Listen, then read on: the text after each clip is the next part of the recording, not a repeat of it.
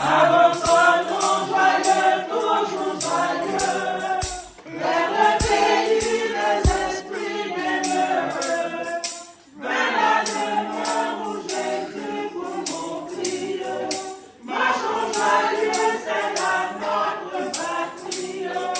Avançons joyeux, toujours joyeux, vers le pays des esprits bienheureux.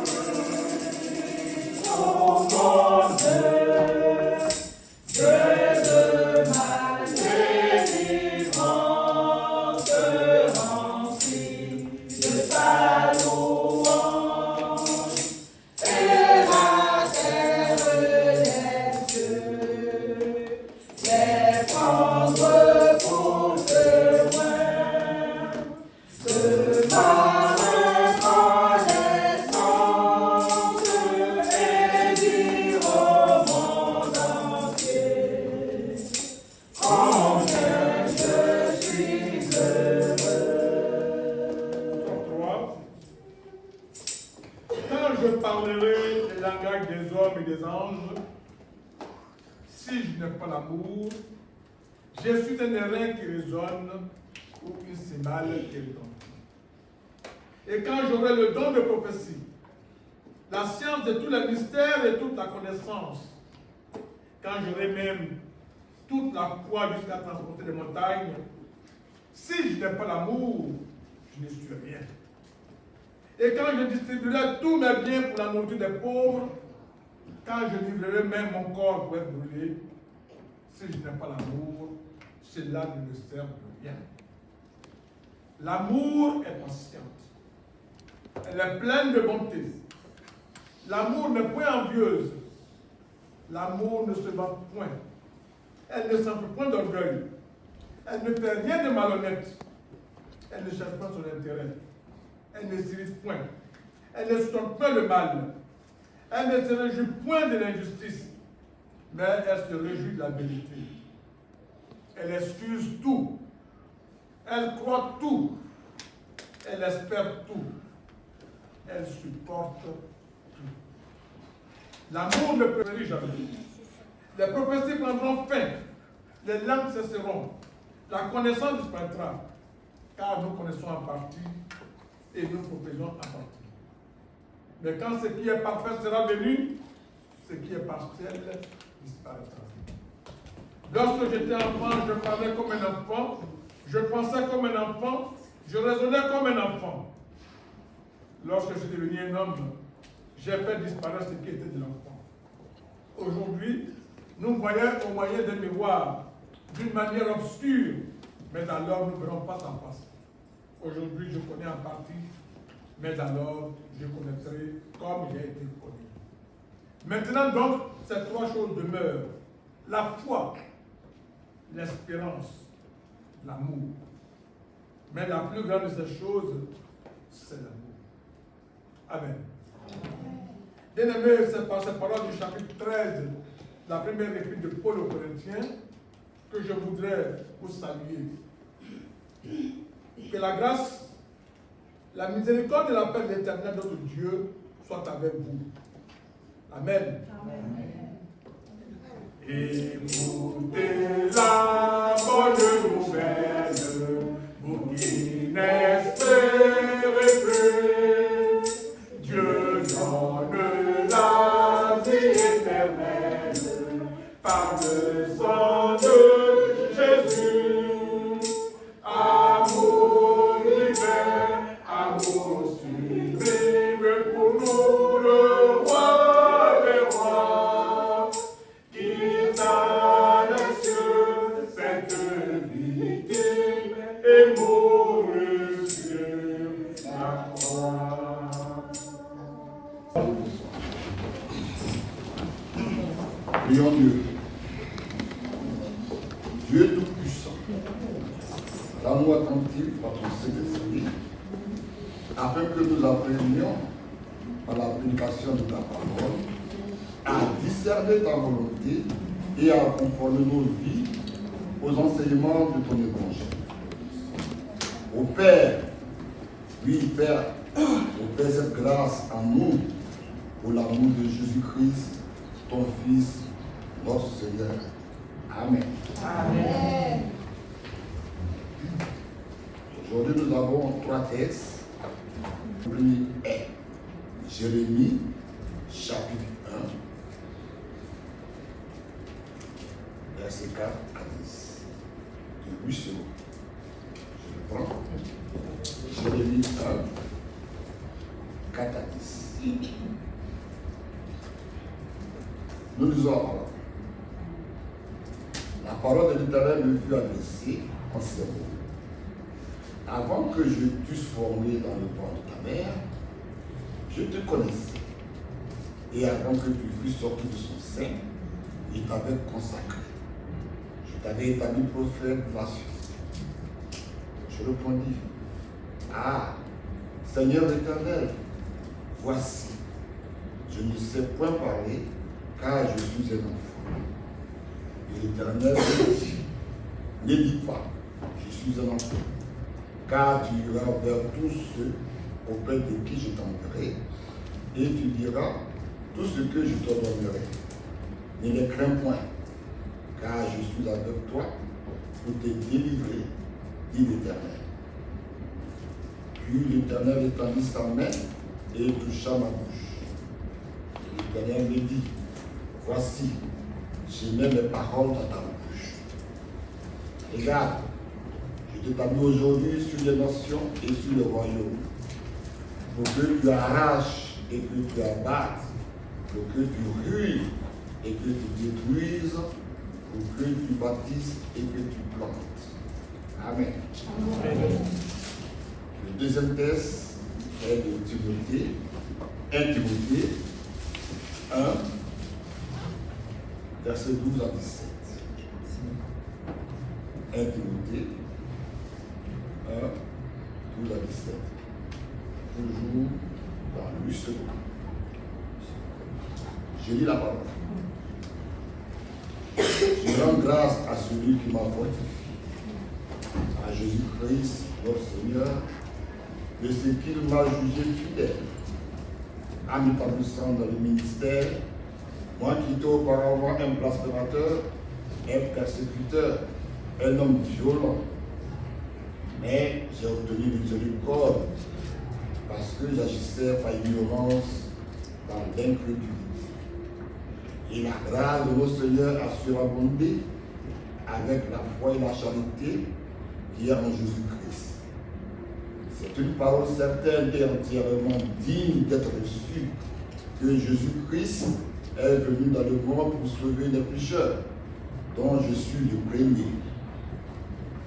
Mais j'ai obtenu miséricorde afin que Jésus-Christ fît voir en moi le premier toute sa longanimité, pour que je servisse d'exemple à ceux qui croiraient en lui pour la vie éternelle.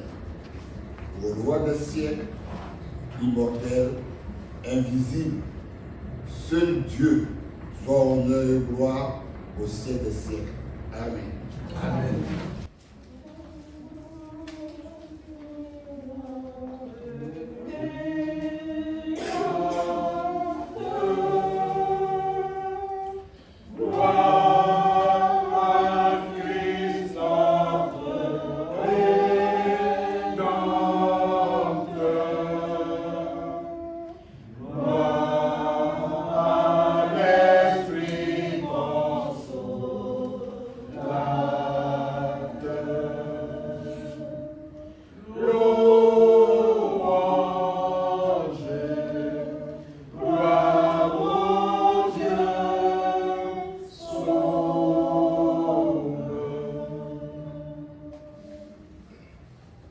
Notre troisième texte de ce matin se trouve dans le Nouveau Testament, dans l'évangile de Jésus-Christ selon Jean, au chapitre 4. Nous allons lire à partir du verset 27 jusqu'au verset 34, puis du verset 39 au verset 42. Jean 4, verset 27 à 34, puis 39 à 42. En fait, on étudie le chapitre 4 du verset 27 au verset 42. Mais dimanche dernier, vous avez étudié le verset 35 à 38. Vous vous rappelez? Voilà. J'ai lu le texte. Là-dessus arrivèrent ses disciples qui furent étonnés de ce qu'il parlait avec une femme. Toutefois, aucun ne dit, que demandes-tu? Ou de quoi parles-tu avec elle? Alors la femme, ayant laissé sa cruche, s'en alla de la ville et dit aux gens, venez voir un homme qui m'a dit tout ce que j'ai fait. Ne serait-ce pas le Christ? Il sortit de la ville et ils vinrent vers lui. Pendant ce temps, ses disciples le pressaient de manger, disant, Rabbi, mange. Mais il leur dit, j'ai à manger une nourriture que vous ne connaissez pas. Les disciples se disaient donc les uns aux autres, quelqu'un lui aurait-il apporté à manger? Jésus leur dit, ma nourriture est de faire la volonté de celui qui m'a envoyé et d'accomplir son œuvre. Plusieurs Samaritains de cette ville crurent en Jésus à cause de cette déclaration formelle de la femme. Il m'a dit tout ce que j'ai fait. Aussi, quand les Samaritains vinrent le trouver, ils le prièrent de rester auprès d'eux. Et il resta là 2 jours. Un beaucoup plus grand nombre crut à cause de sa parole. Et il disait à la femme, ce n'est plus à cause de toi, à cause de ce que tu as dit, que nous croyons, car nous l'avons entendu nous-mêmes. Et nous savons qu'il est vraiment le sauveur du monde. Heureux ceux qui écoutent la parole de Dieu et qui la gardent. Amen.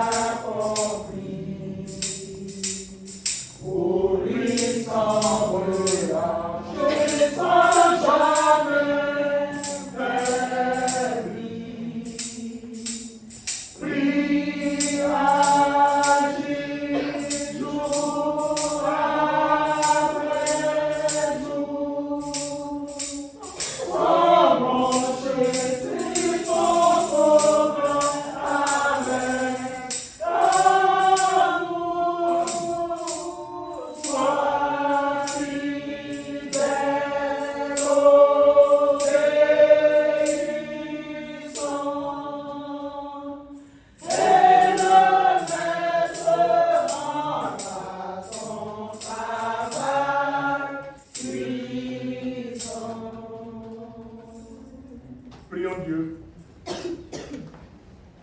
Ô merveilleuse histoire de Christ, mon Rédempteur, qui du haut de sa gloire descend pour moi pécheur. Jésus, mon cœur désire proclamer ton amour, sans cesse leur dire, jusqu'à mon dernier jour.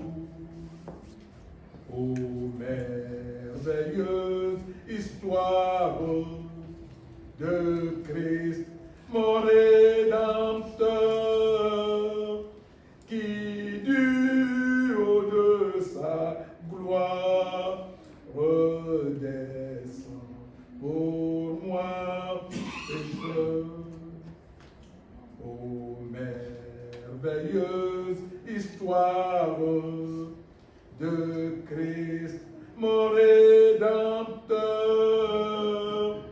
qui du haut de sa gloire redescend pour moi, pécheur. Dieu Tout-Puissant, rends-nous attentifs par ton Saint-Esprit, afin que nous apprenions par l'écoute de ta parole à discerner ta volonté et à conformer notre vie aux enseignements de ton évangile. Ô Père, cette grâce à nous pour l'amour de Jésus-Christ, ton Fils, notre Seigneur. Amen. Amen. Amen. Amen. Frères et sœurs bien-aimés, c'est un grand bonheur pour moi de vous retrouver ce matin, après 2 mois d'absence. Je vous assure que vous m'avez manqué. J'ai beaucoup pensé à vous. C'est la vérité. Je profite de l'opportunité de cette célébration, donc, malgré que janvier est fini, pour vous souhaiter quand même de vivre voir tous mes vœux de santé, de prospérité et de bonheur. Amen. Selon les largesses de notre Seigneur Jésus-Christ. Amen. Qu'il soit Emmanuel dans vos vies chaque jour. Amen. Bien aimé, cette année nous étudions le livre de Jean, l'évangile de Jean. Et vous avez vu que dimanche dernier déjà, vous avez vu tout à l'heure, comme je l'ai dit, dans le chapitre 4, les versets 35 à 38, où on nous a parlé de ceux qui sèment et de ceux qui récoltent, et de la joie qui doit être pour tout le monde. Jean, un des 12 apôtres, a été un témoin privilégié comme collaborateur direct de Jésus-Christ dans son ministère terrestre. Bien aimé, dans le chapitre 3 qui précède donc le chapitre 4, Jean nous dit que Jésus quitte la Judée pour la Galilée, car les pharisiens avaient appris qu'il faisait et baptisait plus de disciples que Jean-Baptiste. Afin d'éviter des confrontations précoces avec les autorités religieuses, il décide de retourner en Galilée pour poursuivre son ministère. Il traverse la Samarie et, fatigué par le voyage, il s'arrête près d'un puits ayant appartenu au patriarche Jacob, près de la ville de Sichar. Là, une femme samaritaine vient puiser de l'eau. Jésus lui demande pour boire et entame une conversation avec elle. Ils parleront de l'eau de vie éternelle et de la véritable adoration. Puis Jésus va aussi montrer à cette femme qu'il connaît sa vie personnelle, ce qui l'étonne. Cette femme révèle que les Samaritains aussi attendent la venue du Messie, celui qu'on appelle Christ, et reconnaît en Jésus un prophète. Bien-aimés, ce matin, nous allons réfléchir sur le thème « Venez voir, il m'a dit tout ce que j'ai fait. » Venez voir, il m'a dit tout ce que j'ai fait. Pour nous orienter dans notre méditation, 3 tests nous ont été proposés. Dans le premier, Jérémie 1, les versets 4 à 10, Dieu appelle Jérémie pour être prophète. Dieu lui dit qu'il a choisi avant même sa naissance. Jérémie exprime sa crainte et dit qu'il est trop jeune pour cette tâche. Dieu le rassure en lui disant de ne pas avoir peur, car il sera avec lui pour le protéger. Dieu va alors toucher sa bouche, ce qui signifie qu'il met ses paroles dans sa bouche. Dieu confie à Jérémie une mission de destruction et de construction. Arracher et abattre. ruiner et détruire, bâtir et planter. Cela signifie que Jérémie devra dénoncer le mal, annoncer les jugements divins, mais aussi l'espoir et la restauration. C'est un passage sur l'appel divin, la mission prophétique et la confiance en la protection de Dieu. Dans le second texte, 1 Timothée 1, les versets 12 à 17, l'apôtre Paul exprime sa gratitude envers Jésus-Christ qu'il a choisi et fortifié pour son service malgré son passé de persécuteur. Il reconnaît la grâce et la patience de Dieu qui a transformé son cœur. Paul explique qu'il est un exemple de la miséricorde divine afin que les autres voient que même le pire des pécheurs peut être sauvé. Il termine par une louange à Dieu pour sa gloire éternelle. Ce passage souligne la transformation par la grâce de Dieu et la puissance du pardon divin. Il souligne également l'humilité et la reconnaissance de Paul pour l'œuvre de Dieu dans sa vie. Enfin, dans le dernier texte, Jean 4, 27 à 34, puis 39 à 42, les disciples de Jésus reviennent de la ville et le trouvent en train de parler avec une femme samaritaine, ce qui les surprend. La femme retourne dans sa ville et invite les habitants à venir voir un homme qui pourrait être le Christ. Les gens viennent écouter Jésus et beaucoup croient en lui grâce au témoignage de la femme, puis encore plus croient après l'avoir entendu eux-mêmes. Bien-aimés, ces trois passages bibliques, bien que distincts, partagent trois thèmes communs qui mettent en lumière 1. L'appel divin. Appel de Jérémie avant même sa naissance. Appel de Paul, grand persécuteur de l'Église. Et appel de Samaritaine, peuple méprisé et n'étant pas prédestiné au salut des juifs. 2. La transformation par la grâce de Dieu. Jérémie, pensant d'enfant craintif à grand prophète. Paul, pire des pécheurs d'après lui-même, transformé et utilisé pour les grandes œuvres de Dieu. La Samaritaine, peuple marginalisé, transformé et qui devient un vecteur de foi et de transformation pour sa communauté. 3. L'importance du témoignage personnel pour inspirer et guider les autres vers la foi. Ces textes montrent comment Dieu choisit et utilise des individus, souvent imparfaits et marginalisés, pour accomplir ses desseins. Notre verset de méditation est le verset 29 de Jean 4 qui dit « Venez voir un homme qui m'a dit tout ce que j'ai fait. Ne serait-ce pas le Christ? Venez voir.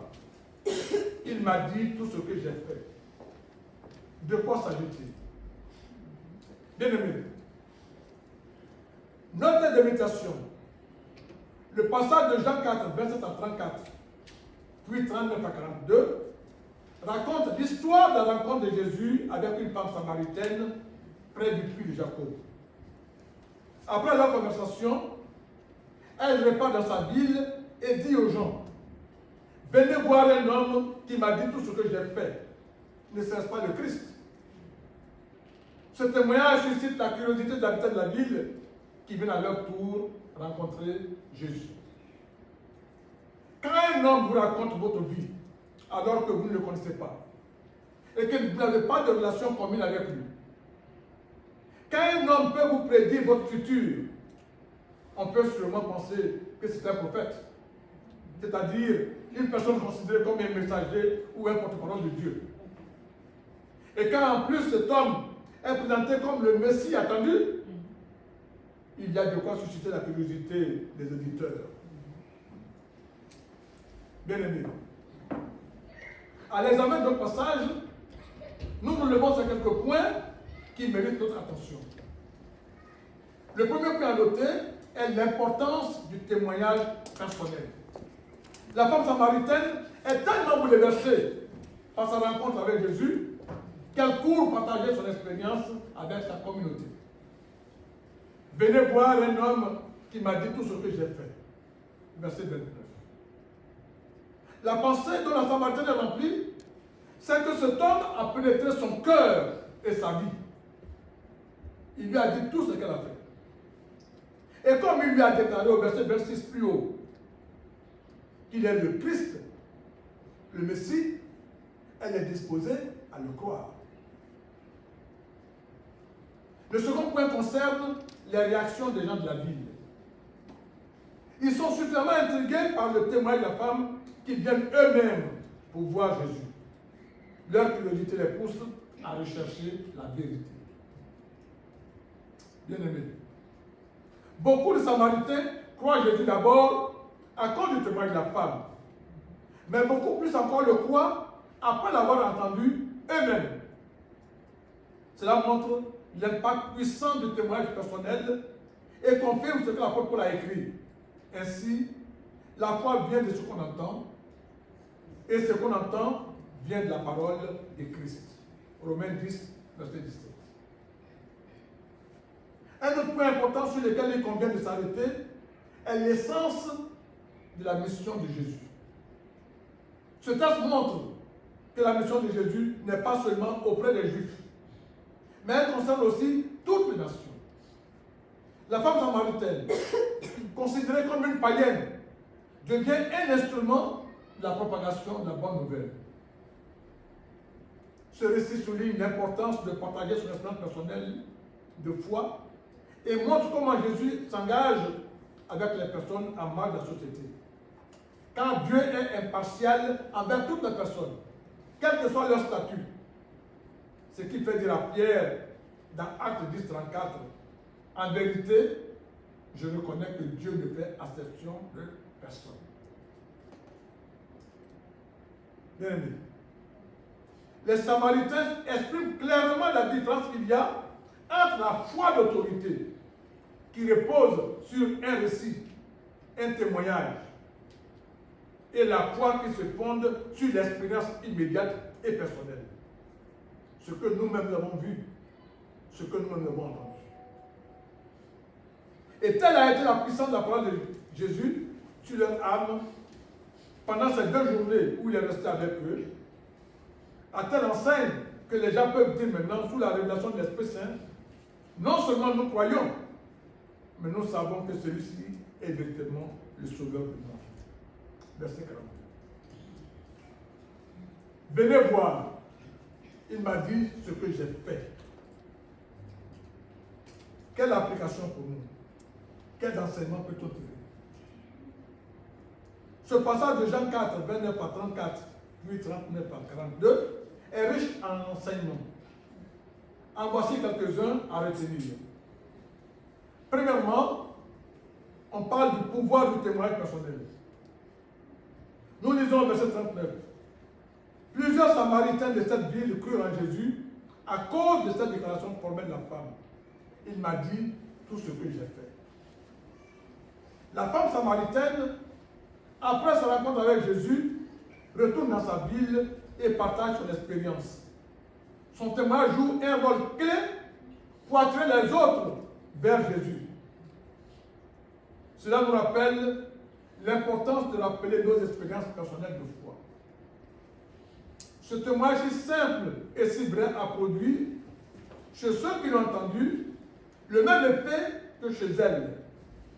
Ils crurent à cause de sa parole. Sachons donc que chacun peut prêcher l'évangile sans être spécialement doué pour cela. Il suffit d'avoir été converti et de raconter sa conversion. Je reprends. Il suffit seulement d'avoir été converti, d'avoir accepté Jésus-Christ dans sa vie et de dire aux autres comment cela est venu. Cela donne aussi un autre exemple des moyens que Dieu emploie pour la conversion des pécheurs. Quand vous trouvez quelque chose qui est bon, vous le donnez à vos enfants, vous le donnez aux gens que vous aimez. Et bien c'est la même chose. Quand vous trouvez un bonheur, il faut le partager. Il ne faut pas le garder pour vous seul. Deuxièmement, les Samaritains vinrent à Jésus. Tel est l'effet de toute prédication de l'Évangile. C'est à Jésus que la parole de Dieu doit vous amener. C'est à Jésus qu'il faut aller et non à un homme. C'est à Jésus qu'il faut s'attacher et non à une dénomination religieuse. Le vrai ministère de la parole conduit à lui. Les croyants, afin qu'ils se nourrissent de sa personne, et les inconvertis, pour qu'ils reçoivent la vie éternelle quand ils auront cru. Troisièmement, le message de Jésus est universel. En s'adressant à une Samaritaine, traditionnellement vue comme impure et païenne par les Juifs, Jésus montre que son message est pour tous, sans distinction de l'origine ou du statut social. Vous les mettez vous chantez souvent. Le salut pour tous, le salut par grâce, à tous est donné, à tous est offert. Ô venez pécheurs, venez, le temps passe, et vous serez pardonnés. Le salut est universel pour tout le monde. C'est pourquoi Paul peut affirmer dans cet extrait du passage de 1 Timothée 1 que nous avons lu, c'est une parole certaine et entièrement digne d'être reçue, que Jésus-Christ est venu dans le monde pour sauver les pécheurs, dont je suis le premier. Paul dit qu'il est le premier des pécheurs, mais chacun de nous est le premier des pécheurs par rapport aux autres. Mais j'ai obtenu miséricorde afin que Jésus-Christ puisse voir en moi le premier, toute sa longanimité, pour que je servisse d'exemple à ceux qui croiraient en lui pour la vie éternelle. Versets 15 et 16. Cela nous enseigne en tant que chrétiens l'amour infini de Jésus-Christ pour les hommes et nous invite à pratiquer l'inclusion, la tolérance et l'ouverture d'esprit. Nous lisons aussi au verset 41 et 42. Un beaucoup plus grand homme crut à cause de sa parole. Et il dit à la femme, ce n'est plus à cause de ce que tu as dit que nous croyons, car nous l'avons entendu nous-mêmes, et nous savons qu'il est vraiment le sauveur du monde. Nous notons dans ce quatrième point le rôle de la curiosité et de la recherche de la vérité. Les habitants de la ville, intrigués par le témoignage de la femme, viennent eux-mêmes voir et écouter Jésus. Cette quête active de vérité conduit à une foi personnelle plus profonde. Cela montre que nous devons rechercher activement la vérité et nous encourager à être ouverts à de nouvelles expériences de foi. Nous notons enfin une progression de la foi des gens de la ville. Au départ, ils ont cru à cause du témoignage de la femme. Mais après avoir eux-mêmes écouté Jésus, leur foi devient personnelle et directe. Cela montre que la foi peut commencer par un témoignage externe, mais qu'elle doit évoluer vers une relation personnelle avec Dieu. Ce passage nous rappelle la puissance de partager notre foi, l'importance d'inclure et d'accepter tous les gens, et l'idée que la foi peut transformer les vies de manière profonde et significative. Venez voir, il m'a dit tout ce que j'ai fait. Que retenir? Ce récit nous enseigne comment nous pouvons être des témoins crédibles. Le vrai témoignage n'est pas dans nos discours, mais dans la qualité de notre conduite et la réalité de nos convictions. Nous sommes à l'ère de l'évangélisation par témoignage. On n'est plus autant de nos anciens pasteurs, prêtres et tout ça, qui disent « Faites ce que je vous dis de faire, mais ne faites pas ce que je fais. » Faites ce que je vous dis de faire, mais ne faites pas ce que je fais. Aujourd'hui, on est au stade de regarder ce que je fais et jugez-moi par rapport à ce que je fais. Sommes-nous les témoins d'une religion ou les témoins d'une personne extraordinaire, merveilleuse, qui a captivé nos cœurs? Sommes-nous les témoins de Jésus-Christ? Si notre réponse est positive, si nous disons que nous sommes des témoins de Jésus-Christ, nous pouvons clamer notre témoignage en chantant. Quel sauveur merveilleux je possède, il s'est sacrifié pour moi, et sa vie innocente il cède pour mourir sur l'infâme bois. Attaché à la croix pour moi, attaché à la croix pour moi, il a pris mon péché, il m'a délivré, attaché à la croix. Oui, nous aussi nous pouvons dire, venez et voyez, c'est un sauveur merveilleux. C'est Jésus mort et ressuscité pour mes péchés. Il vous aime et veut notre salut dès maintenant et pour l'éternité. Bien-aimés, le seul témoignage de cette femme a fait sortir des foules de la ville pour aller vers Jésus. Cela est extraordinaire. Mais c'est ainsi que Dieu opère. Puisse notre témoignage attacher les âmes à Jésus lui-même, sans propagande ni hypocrisie, mais en vérité, et en démontrant de façon probante que nous avons le privilège de goûter sa présence dans l'amour, dans la joie et dans la paix. Amen. Amen. Attendez-vous à jamais, vous qui sont avec sagesse, vous entourant de tendresse, vous remplissant toujours de sa paix. Avec vous, toujours avec vous, où il soit, tous les jours avec vous. Avec vous, toujours avec vous, ou jusqu'au jour du dernier rendez-vous. Avec-vous au milieu des dangers, avec-vous dans la détresse, qu'il soit votre forteresse, qu'il soit toujours votre berger.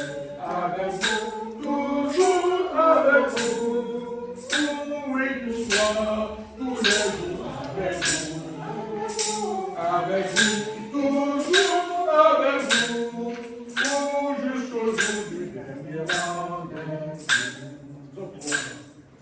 Avec vous quand votre ciel est bleu, comme au jour de la tempête, que son cœur soit la détresse, où vous trouverez la paix de Dieu. Avec vous, toujours avec vous, où il soit, tous les jours avec vous.